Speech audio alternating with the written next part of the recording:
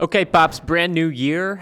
I thought we'd be talking about different records, but 2021 had a record used car sales. I'm frustrated, man. What happened in 2021? Records, man, but not the good ones. Is it digital audio or is it vinyl? Neither. Oh, you're talking about a sales volume record for pre-owned cars last year?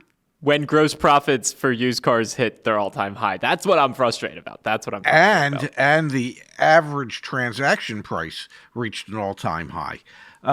If I remember And the correct, average amount of financing reached an all-time high, and everything reached an all-time high. debt reached an all-time high. But if I remember correctly, I believe it was 40.9 million pre-owned cars that were sold last year, and of those, 21 point something million were retailed to retail customers, which is for retail side is an all-time record, and the total is an all-time record in volume.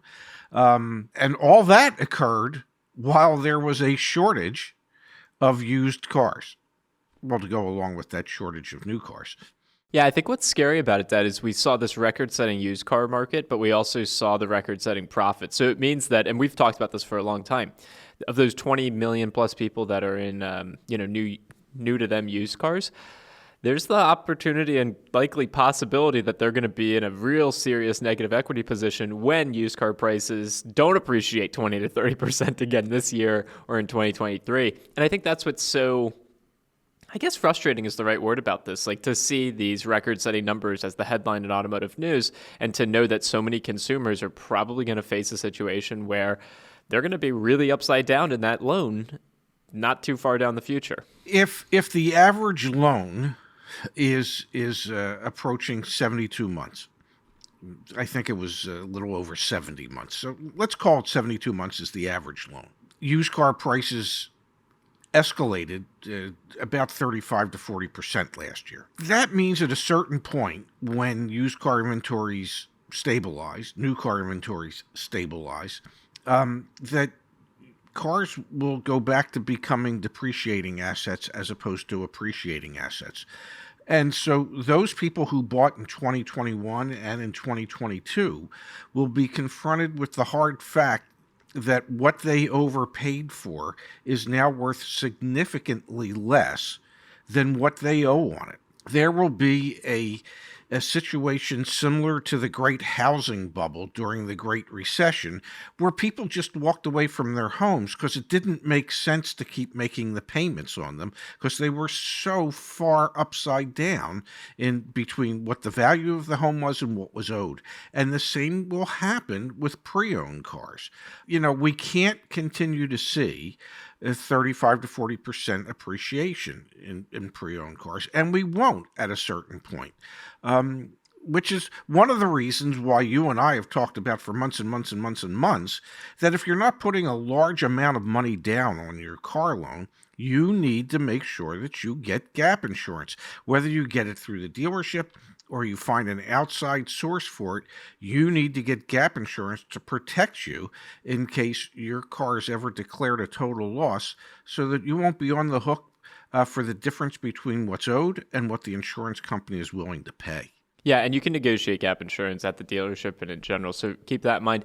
So just to level set for a moment here, the total amount of used cars that were sold last year, again, was a record. It was up 10% year over year. The expectation from Cox Automotive is that used car demand will continue to stay quite high. It won't increase another 10% this year. They expect retail volumes and wholesale volumes of used car sales to be pretty much flat, come down just a little bit. Where there becomes a lot of ambiguity and a lot of questions are what's going to happen 2-3 years from now. The number of used cars because there were fewer new cars produced in 2021 and in 2020 at the tail end of 2020. And quite frankly, it'll likely be beginning here of 2022 as well. What's going to happen 2-3 years from now when the used car market doesn't have that influx of the 10 million new cars that weren't produced in 2021 or they expected to be, depending on who you talk to, 1 million to 8 million new cars that aren't going to be produced here in 2022?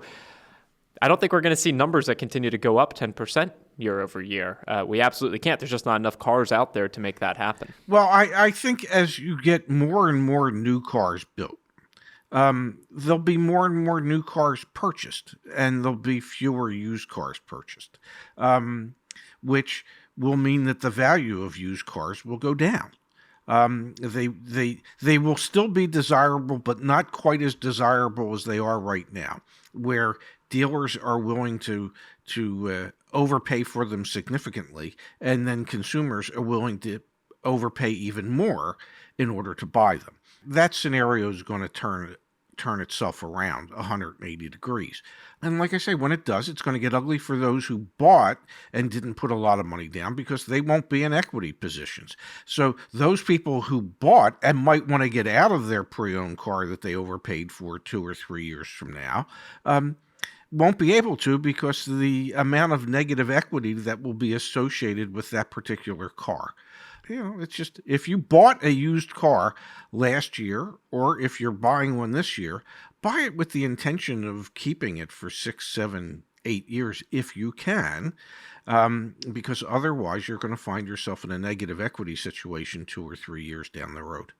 Spot on, Pops. Absolutely spot on. One thing that'll be interesting, people who bought leases, not bought, but who got into leases back in 2021, I'm fascinated to see what the heck those residual values, if they actually, the residual value was obviously set at the time of the lease. I'm fascinated to see what that looks like compared to the actual cash value of those used cars at the end of the lease term. There's a lot of things that the data that we saw, the record that we set last year, I think is an indication of how volatile and how crazy things are going to become into the future. Things will not increase at 10%. They might decrease at 10%. The impacts and kind of the, when you throw a rock in the water. Ripple effect? Ripple effect. Yes. We're a good team, man. The ripple effect, of what's happened in 2021, it'll be fascinating to see. But there you go. Record-setting used car sales last year. Don't expect that to happen again this year. Be careful with your negative equity. Gap insurance, gap insurance, gap insurance. Or large cash amounts down. 25 to 30% of whatever it is that you're looking to finance. And if you don't do either of those things, at least go check out joinyaa.com and search for a car or something there. Just do something on our website. That makes us happy. Yeah, please. Not that we get paid by you doing that, but, it just spreads awareness.